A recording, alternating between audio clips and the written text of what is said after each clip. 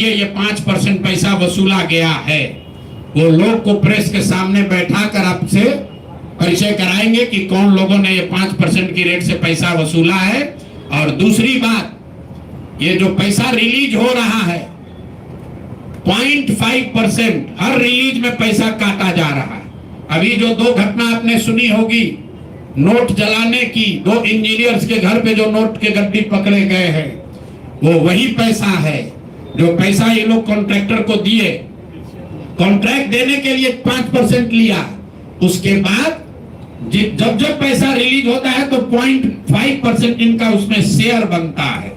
वही पैसा ये इंजीनियर कलेक्ट करके वापस ला रहे थे पटना जमा कराने, जो एक आदमी उसमें पकड़ा गया, एक आदमी जेल में भी है और रात भर नोट का गड्डी जलाया गया है। अब अशोक चौधरी इस पर बयान दें कि ये उनकी वो इसमें संलिप्त है कि नहीं है। नहीं है तो आपके सामने अगले प्रेस कॉन्फ्रेंस में उन लोगों को खड़ा करेंगे जो इनके बिहाफ में ये पैसा की वसूली कर रहे हैं और इनको उसका जवाब देना पड़ेगा। अशोक चौधरी बंद। अब आ जाइए आज की सबसे बड़ी जो जिस चीज के लिए आपको बुलाए हैं।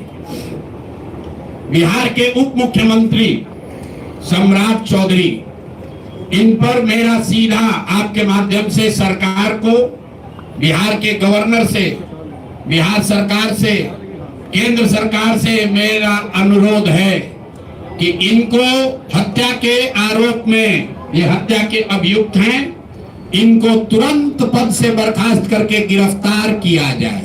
क्यों किया जाए ये समझिए। तारापुर में 1995 में 7 लोगों की जो हत्या हुई और 7 मारे जाने वाले लोग कुशवाहा समाज के लोग थे। ये बिहार में जाति की राजनीति करने वालों के लिए सबक होना चाहिए। सम्राट चौधरी कहते हैं मैं कुशवाहा हूं। 7 लोगों की जिनकी हत्या के ये अभियुक्त हैं, आरोप नहीं है, मैं शब्द बहुत सही समझ के बोल रहा हूं। 7 लोगों की हत्या के अभियुक्त राकेश कुमार उर्फ सम्राट कुमार मौर्य उर्फ Samrat Chaudhary, Tarapur case number 44/1995, note कर लीजिए। 44/1995 में 7 लोगों की हत्या हुई, उसमें ये अभियुक्त हुए और जो केस है चीफ जुडिशियल मजिस्ट्रेट को 24/4/1995 को इन लोगों ने डॉक्यूमेंट सबमिट किया।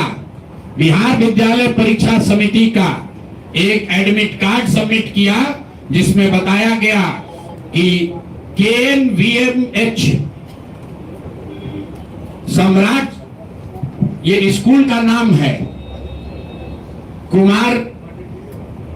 कुमार सर एक स्कूल का नाम है जहां से ये एडमिट कार्ड इशू हुआ है। सम्राट चंद्र मौर्य, पिता का नाम Shakuni Chaudhary, date of birth 1/5/81, result fail, number आया 268, कैटेगरी प्राइवेट।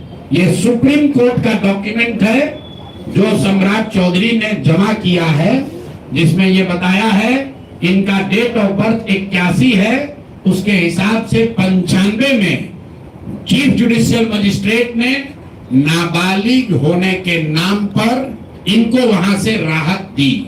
इनको जेल से निकाला गया क्योंकि ये 15 साल के थे और कानूनन 18 साल से कम उम्र के बच्चे को अभियुक्त के तौर पर जेल पर नहीं रखा जा सकता था। अब ये बात तो पब्लिक की जानकारी में है। अब मैं क्यों कह रहा हूं कि इनको आज अरेस्ट करना चाहिए, क्योंकि 2020 का जो सम्राट चौधरी ने अपना इलेक्शन एफिडेविट दिया है, इसमें अपना उम्र इन्होंने बताया है 51 साल। ये सम्राट चौधरी का इलेक्शन एफिडेविट है। इन्होंने अपना उम्र बताया 2020 में 51 साल। इसका मतलब है कि 2020 - 26 तो 1995 में इनका उम्र था 25 साल, 26 साल। तो 26 साल के उम्र के आदमी को कोर्ट ने गलती से गलत सर्टिफिकेट के आधार पर नाबालिग होने के नाम पर अभियुक्त होने के बावजूद, ध्यान दीजिए, अभियुक्त होने के बावजूद इनको जेल से बरी कर दिया गया था।